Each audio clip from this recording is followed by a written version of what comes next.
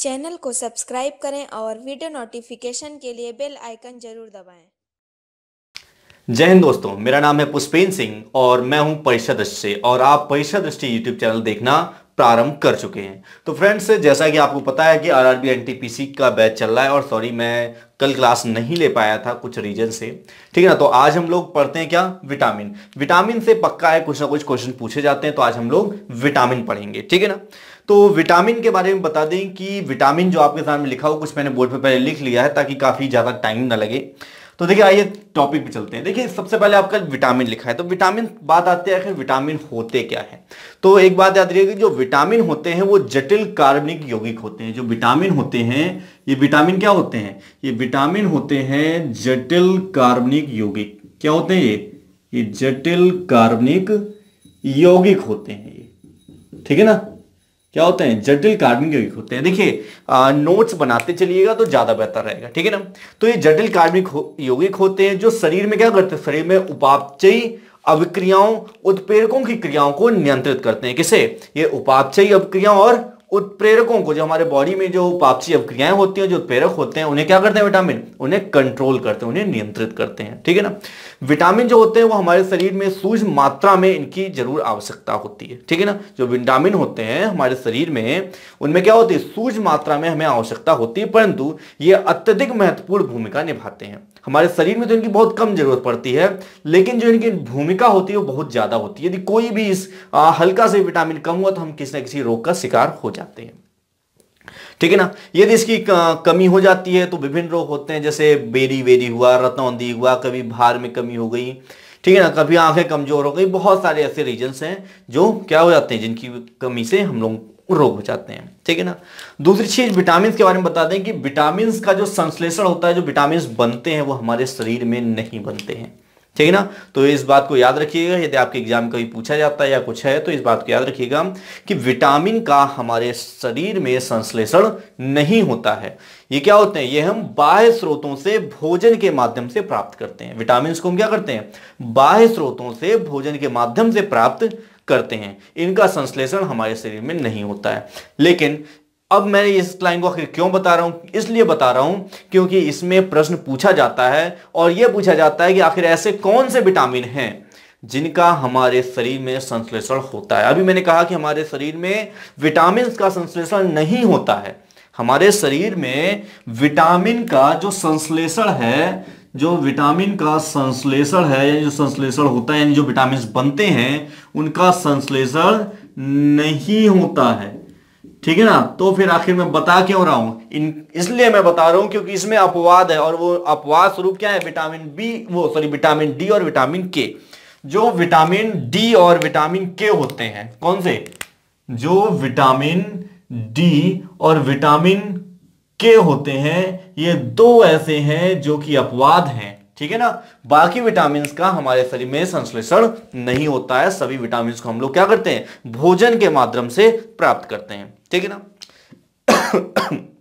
आगे चलते हैं कि जो विटामिन शब्द है, विटामिन शब्द दिया किसने, तो ध्यान रखिएगा कि कैसमिन फुंक ने दिया था। किसने, कैसमिन फुंक ने। विटामिन का जो नाम है किसने दिया था, ये कैसिमिन फुंक ने दिया था। कुछ लोग फुंक बोलते हैं, कुछ लोग इसे फंक भी पढ़ते हैं, ठीक है ना। तो आप कुछ भी पढ़ सकते हैं। कैसमिन फुंक ने दिया था, और कब दिया था, 1912 में, यानी कि 1912 में दिया था, ठीक है ना। इस बात को याद रखिएगा कि जो विटामिन नाम है ये कैसमिन फुंक ने वर्ष 1912 में दिया था, ठीक है ना। अब आगे चलते हैं, आखिर विटामिन हमने जान लिया क्या है, तो विटामिन के प्रकार में चलते हैं। तो देखिए, जो विटामिन के प्रकार होते हैं उन्हें हम दो तरह से वर्गीकृत कर सकते हैं। किसने तरह से, दो तरह से। वैसे कैसे, विटामिन का एक प्रकार होता है जो जल में घुलनशील होते हैं, यानी कि वाटर में सॉल्युबल होते हैं, वाटर में आसानी से घुल जाते हैं। दूसरा होता है वसा में घुलनशील, ऐसे विटामिन जो वसा में घुल जाते हैं, ठीक है ना। तो वसा में घुलनशील विटामिन आप देख रहे होंगे बहुत ज्यादा है, जैसे कि जल में घुलनशील बी कॉम्प्लेक्स विटामिन जल में घुलनशील होता है और विटामिन सी भी जल में घुलनशील होता है। लेकिन वसा में घुलनशील विटामिन कौन से होते हैं? Vitamin A, vitamin D, vitamin E और विटामिन के। ये 4 विटामिन ऐसे होते हैं जो कि वसा में घुलनशील होते हैं, और 2 विटामिन हमारे पास ऐसे हैं जिसमें बी कॉम्प्लेक्स और सी, यानी 2 क्या, यदि बी कॉम्प्लेक्स को हम वर्गीकृत करें तो बी कॉम्प्लेक्स में कुल 11 विटामिन होते हैं, ठीक है ना। कुल 11 विटामिन का ये समूह होता है।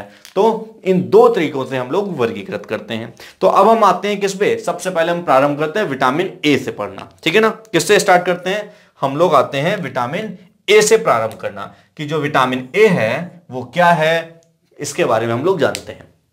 तो देखिए, जो विटामिन ए है, इससे परीक्षा में जो सबसे पहला प्रश्न पूछा जाता है वो ये पूछा जाता है कि विटामिन ए का रासायनिक नाम क्या है। तो ध्यान रखिएगा कि विटामिन ए का जो रासायनिक नाम होता है वो होता है रेटिनॉल। क्या होता है विटामिन ए का रासायनिक नाम? रेटिनॉल होता है। लिख लीजिएगा अपने नोट्स में कि विटामिन ए का जो नाम है वो क्या है? विटामिन ए का जो रासायनिक नाम है वो रेटिनॉल है। इंग्लिश में चाहे तो इंग्लिश में मैं लिख देता हूं रेटिनॉल, ठीक है ना। ये रेटिनॉल होता है इसका रासायनिक नाम। इसका संश्लेषण, विटामिन ए का संश्लेषण हमारे शरीर में यानी मानव शरीर में विटामिन ए का जो संश्लेषण होता है वो कैरोटीन नामक वर्णक के परिवर्तित करने से होता है। यानी जो उसमें परिवर्तन होता है उससे क्या होता है? इसका संश्लेषण होता है। इसको भी याद रखिएगा, यानी कैरोटीन नामक वर्णक को परिवर्तित करके ही हमें क्या मिलता है? हमारे शरीर को विटामिन ए प्राप्त होता है, ठीक है ना। अब आते हैं अवशोषण की। तो इसका अवशोषण कहां होता है? तो छोटी आंत में वसा के साथ इसका अवशोषण होता है। हमारी जो छोटी आंत होती है, हमारे शरीर में जो छोटी आंत होती है, उस छोटी आंत में जो वसा के साथ इस विटामिन ए का क्या होता है? अवशोषण होता है। आगे देखते हैं कि आखिर यह किन 2 रूपों में पाया जाता है। जो विटामिन ए होता है ये हमारे शरीर में 2 रूपों में पाया जाता है। ये परीक्षा में पूछा भी जाता है, जिसका पहला नाम है रेटिनॉइड और दूसरा नाम है कैरोटीनॉइड, ठीक है ना। इस बात को याद रखिएगा। शरीर में विटामिन ए 2 तरीके से पाया जाता है, यानी 2 रूपों में पाया जाता है, जिसमें पहला नाम है हमारा रेटिनॉइड और दूसरा नाम है हमारा कैरोटीनॉइड। नेक्स्ट क्या है? नेक्स्ट है कि अगर विटामिन ए की कमी से होने वाले रोग कौन कौन से होते हैं, ये आपसे एग्जाम में पूछा जाता है, ठीक है। तो विटामिन ए से रतौंधी हो जाता है, जिससे हमें रात में दिखाई नहीं देता। संक्रमण का खतरा होता है, और एक बीमारी हमारी होती है जीरोप्थेलेमिया, जो कि विटामिन ए के कमी से होने वाले ये रोग हैं। अब इनके स्रोत की बात आती है कि विटामिन ए के स्रोत कौन कौन से होते हैं। तो विटामिन ए के जो स्रोत होते हैं वो हैं हमारे हरे पत्तेदार सब्जियां, गाजर, मछली, यकृत का तेल, ठीक है ना। ये सारी चीजें क्या है? ये हमारे विटामिन ए के स्रोत हैं। एक विटामिन ए का एक बार प्रश्न आया था एग्जाम में और पूछा गया था कि क्या विटामिन ए का प्राकृतिक स्रोत दूध है। तो देखिए, दूध विटामिन ए का स्रोत तो है, लेकिन प्राकृतिक स्रोत की यदि बात की जाए तो विटामिन ए जो है वो जो दूध है वो विटामिन ए का प्राकृतिक स्रोत नहीं है, ठीक है ना। इस बात को याद रखिएगा। अब आते हैं हम लोग विटामिन बी पर। तो देखिए, विटामिन बी नहीं, यहां पे हम लोग विटामिन बी कॉम्प्लेक्स पहले पढ़ेंगे। तो देखिए, विटामिन बी कॉम्प्लेक्स क्या होता है? जो हमारा विटामिन बी कॉम्प्लेक्स होता है 11 विटामिन का समूह है। कितने विटामिनों का समूह है? ये कुल 11 विटामिनों का समूह है, इसलिए हम बी कॉम्प्लेक्स के नाम से इसे जानते हैं। इस विटामिन बी में नाइट्रोजन उपस्थित होता है, ठीक है ना। नाइट्रोजन इसमें पर्याप्त मात्रा में उपस्थित होता है। तो सबसे पहले विटामिन बी में हम पढ़ते क्या हैं? तो सबसे पहले हम लोग जानेंगे विटामिन बी1 के बारे में। विटामिन बी1 को एक और दूसरे नाम से जाना जाता है, जो नाम है एंटी बेरी बेरी। क्या नाम है इसका? इसका जो नाम है वो दूसरा नाम है एंटी बेरी बेरी, ठीक है ना, क्योंकि बेरी बेरी जो रोग होता है उसका एंटी होता है, ठीक है ना। उसके बाद इसका रासायनिक नाम जानते हैं, जो एग्जाम पूछा जाता है। तो इसका जो रासायनिक नाम होता है वो होता है थायमिन। क्या होता है? रासायनिक नाम इसका होता है थायमिन होता है, ठीक है। इसकी कमी से कौन कौन से रोग होते हैं? तो विटामिन बी1 की कमी से बेरी बेरी नामक रोग हो जाता है, ठीक है ना। कौन सा रोग होता है? बेरी बेरी नामक रोग हो जाता है। अब बात आती है इसके स्रोतों की कि आखिर इसके स्रोत कौन कौन से होते हैं। तो इसके स्रोतों में मुख्य स्रोत जो होते हैं इसके वनस्पतियां होती हैं। जो वनस्पतियां होती हैं वो विटामिन बी1 की क्या है? मुख्य स्रोत हैं। उसके बाद गेहूं है, चावल है, दूध है, सोयाबीन है और हरी सब्जियां हैं। ये सारे क्या हैं? ये सारे विटामिन बी1 के स्रोत हैं। इतनी बात क्लियर हो गई। अब हम आते हैं विटामिन बी टू के बारे में। विटामिन जो बी टू होता है इसका रासायनिक नाम होता है राइबोफ्लेविन। क्या होता है? राइबोफ्लेविन होता है। इसका रासायनिक नाम पूछा जाता है, कई बार पूछा गया एग्जाम में कि विटामिन बी टू का रासायनिक नाम क्या होता है, तो विटामिन बी टू का रासायनिक नाम होता है राइबोफ्लेविन। ठीक है ना। अब आते हैं नेक्स्ट पॉइंट पे कि आखिर विटामिन बी टू की कमी से कौन कौन से रोग हो जाते हैं। तो विटामिन बी टू की कमी से जो सबसे पहला और सबसे इंपॉर्टेंट रोग है वो है शरीर के भार का कम होना। ठीक है ना। विटामिन बी टू यदि आपके शरीर में कम है तो आपके शरीर का जो भार है वो कम होना प्रारंभ हो जाता है। त्वचा में रूखापन भी इसकी कमी से आ जाता है, जैसे होंठों का फटना, ये सारे क्या है? विटामिन बी टू के कम होने के लक्षण हैं। अब बात आती है आखिर विटामिन बी टू के स्रोत क्या होते हैं। तो विटामिन बी टू के जो स्रोत हैं उन स्रोतों में क्या है? यही जो स्रोत आपके विटामिन बी वन के होते हैं वही स्रोत विटामिन बी टू के भी होते हैं। ठीक है ना। तो यहां पे आई बात विटामिन ए की, विटामिन बी वन की और विटामिन बी टू की। ठीक है ना। अब हम आगे चलते हैं। तो देखिए अब आगे की विटामिन हम लोग देख लेते हैं एक टेबल में। ठीक है ना। तो देखिए जो विटामिन बी थ्री होता है, विटामिन बी थ्री का जो रासायनिक नाम होता है वो होता है नियासिन। क्या होता है विटामिन बी थ्री का नाम? नियासिन, जो अभी परीक्षा में पूछा जाता है। इससे कौन से हो कमी, इसकी कमी से रोग कौन से होते हैं? इसकी कमी से चर्म रोग हो जाता है और बाल हमारे सफेद होने लगते हैं। तो अगर इसके स्रोत क्या है? इसके स्रोत है हमारे मांस, अंडा और अनाज, ये इसके स्रोत हैं। ठीक है ना। अब आते हैं B5 पर। विटामिन B5 जो बी कॉम्प्लेक्स का ही हिस्सा है। ठीक है ना। इसमें इसका जो रासायनिक नाम होता है B5 का वो होता है पेंटाथिनिक। क्या होता है? पेंटाथिनिक। इससे कौन सा रोग होता है? इसकी कमी से पेलाग्रा रोग हो जाता है। और इसके जो स्रोत है वो क्या है? इसके स्रोत में मांस और अनाज आते हैं। ठीक है। अगला हमारा पॉइंट है B6। विटामिन B6 जो होता है, विटामिन B6 का रासायनिक नाम क्या होता है? तो विटामिन B6 का जो रासायनिक नाम है वो है पायरोडॉक्सिन। और इससे होने वाला रोग कौन सा? इससे होने वाला रोग है रक्त क्षीणता या फिर पेशी ऐंठन। ठीक है ना। पेशी यानी मांसपेशियों में जो दर्द होता है, ऐसा लगता नहीं, ऐंठने लगती है, तो वो होता है B6 की कमी से। इसके स्रोत में क्या है? इसके स्रोत है मांस, दुग्ध उत्पाद। ठीक है ना। जो मांस और दूध के उत्पाद होते हैं वो क्या होते हैं? इसके स्रोत होते हैं। उसके बाद अगला है विटामिन B7। विटामिन B7 का रासायनिक नाम होता है बायोटिन। इसमें रोग कौन सा होता है? इसकी कमी से डर्मेटाइटिस रोग हो जाता है। और इसके जो स्रोत हैं इसमें मांस, दुग्ध उत्पाद और अंडे। ठीक है ना। ये इसके स्रोत हैं।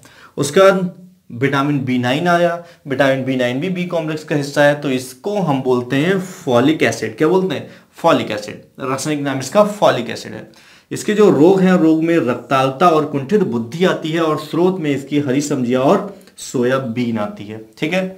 नेक्स्ट है vitamin C. Vitamin C ascorbic acid इसे हम लोग बोलते हैं। विटामिन सी खट्टा होता है, खट्टी चीजों में पाया जाता है, रसदार फलों में पाया जाता है और इसकी कमी से स्कर्वी नामक रोग हो जाता है। और यह पाया जाता है कहाँ? रसदार फलों में, जैसे कि संतरा हुआ, मौसमी हुआ, नींबू हुआ, उसमें क्या होता है? विटामिन सी पाया जाता है। ठीक है। उसके बाद डी। ठीक है ना। Vitamin D. विटामिन डी को हम बोलते हैं रासायनिक नाम में कैल्सीफेरॉल। ठीक है ना। कैल्सीफेरॉल होता है और सूखा रोग और ऑस्टियोमेलेसिया नामक रोग हो जाता है। इसके जो स्रोत है उसमें यकृत, अंडा और सूर्य का प्रकाश आते हैं। हमारा विटामिन डी जो है वो सूर्य के प्रकाश से भी मिलता है। Vitamin E. विटामिन ई का रासायनिक नाम होता है टोकोफेरॉल। क्या होता है? टोकोफेरॉल। इसे हम लोग ब्यूटी विटामिन के नाम से भी जानते हैं। विटामिन ई को हम लोग किससे? ब्यूटी विटामिन के नाम से भी इसे हम लोग जानते हैं। ठीक है। इसका रासायनिक नाम होता है टेकेफेरॉल और इसकी कमी से नपुंसकता और जननांग की कमजोरियां संबंधी रोग हो जाते हैं। स्रोत क्या है? इसके स्रोत है तेल, गेहूं और सोयाबीन। और यहाँ पे जो अंडा है, अंडे की जर्दी में विटामिन ई ज्यादा होता है। ठीक है। उसके बाद आता है हमारा के, यानी विटामिन के। विटामिन के का जो रासायनिक नाम है वो है नेफ्थोक्विनोन और जो इसका रोग है वो है रक्त का थक्का न जमना। इसकी कमी से, यानी विटामिन के की कमी यदि आपके शरीर में हो जाती है तो आपकी बॉडी में रक्त का थक्का नहीं जमता। रक्त का थक्का क्या होता है? जब हमारे कभी चोट लग जाती है तो कॉटनिंग, वहां से ब्लीडिंग स्टार्ट हो जाती है। जो ब्लीडिंग स्टार्ट होती है, यदि आप ब्लीडिंग जहां से स्टार्ट हो रही है इस तरह आप दबा लीजिए उस जगह को, तो कुछ देर बाद क्या होता है? रक्त के ऊपर एक परत जम जाती है जिससे रक्त बहना बंद हो जाता है, रक्त का स्राव बंद हो जाता है।